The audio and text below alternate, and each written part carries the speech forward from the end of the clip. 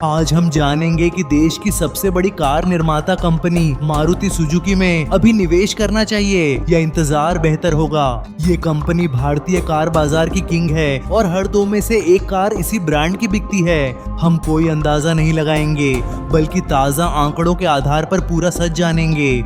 Video को अंत तक जरूर देखिएगा क्योंकि हर जरूरी पहलू को आसान भाषा में समझाएंगे। सबसे पहले बात करते हैं पीई रेशियो की, जो बताता है कि स्टॉक महंगा है या सस्ता। मारुति का मौजूदा पीई करीब 23 से 25 के बीच है, जो ऑटो सेक्टर के हिसाब से सामान्य से थोड़ा ऊपर है। दूसरा जरूरी टर्म है आरओआई यानी रिटर्न ऑन इक्विटी, जो बताता है मुनाफा कमाने की ताकत। मारुति का आरओआई करीब 17 से 18% के बीच है, जो बहुत अच्छा माना जाता है। मतलब कंपनी हर 100 रुपए पर करीब 17 से 18 रुपए का मुनाफा कमा रही है। ये काफी मजबूत है। अब बात करते हैं शेयर होल्डिंग पैटर्न की, जो बताता है कि इस कंपनी पर किसका भरोसा है। मारुति के प्रमोटर्स यानी जापान की सुजुकी मोटर कॉरपोरेशन के पास 56.37% हिस्सेदारी है, जो बहुत मजबूत है। विदेशी निवेशकों यानी एफआईआई के पास करीब 20 से 21% हिस्सेदारी है। म्यूचुअल फंड के पास करीब 15.5% हिस्सा है, जो पिछले कुछ सालों में लगातार बढ़ा है। बीमा कंपनियों के पास करीब 6% और आम जनता के पास करीब 7 से 8% हिस्सा है। प्रमोटर और संस्थानों का मिलाकर 90% से ज्यादा दांव बताता है कि बड़े खिलाड़ियों का पूरा भरोसा है। अब जानते हैं कि कौन से बड़े म्यूचुअल फंड इस कंपनी पर भरोसा जताकर बैठे हैं। यूटीआई फ्लेक्सी कैप फंड और Nippon India multi cap fund दोनों ने सबसे बड़ा निवेश कर रखा है। पराग पारिक फ्लेक्सी कैप फंड ने भी इस कंपनी में बहुत बड़ा दांव लगाया है। Canara Robeco flexi cap fund और Mirae asset multi cap fund भी इस कंपनी के बड़े निवेशकों में शामिल हैं। UTI transportation and logistics fund ने भी मारुति में अच्छी खासी हिस्सेदारी बना रखी है।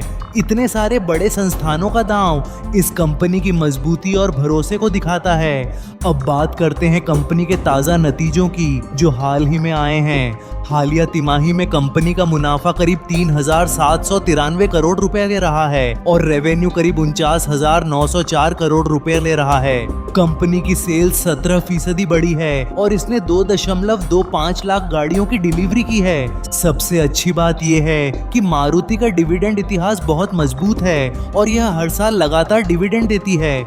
कंपनी अब इलेक्ट्रिक व्हीकल में भी बड़ा दांव लगा रही है। ई विटारा के साथ उसने इस सेगमेंट में एंट्री कर दी है।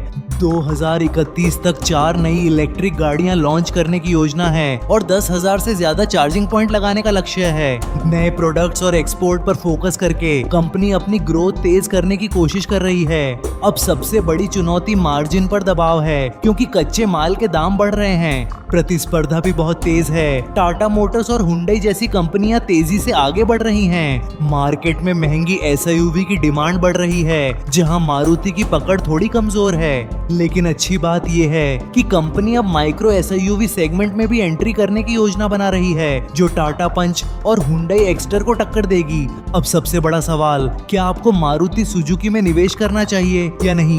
अगर आप लंबे समय के निवेशक हैं और कम रिस्क लेना चाहते हैं तो ये स्टॉक आपके लिए बढ़िया विकल्प है, क्योंकि 17 से 18% का आरओआई, 56% प्रमोटर होल्डिंग और मार्केट लीडरशिप, ये तीनों बहुत मजबूत संकेत हैं। जो निवेशक सुरक्षा और स्थिरता के साथ अच्छा रिटर्न चाहते हैं, उनके लिए ये बढ़िया विकल्प है। लेकिन ध्यान रखिए, ये स्टॉक कम समय में तेज मुनाफा नहीं देता, बल्कि लंबी दौड़ का घोड़ा है। जो निवेशक कम समय में मुनाफा चाहते हैं, उनके लिए ये स्टॉक फिलहाल सही नहीं लगता। बेहतर होगा कि आप लॉन्ग टर्म के लिए ही इस पर दांव लगाएं और थोड़ी थोड़ी हिस्सेदारी बनाते रहें।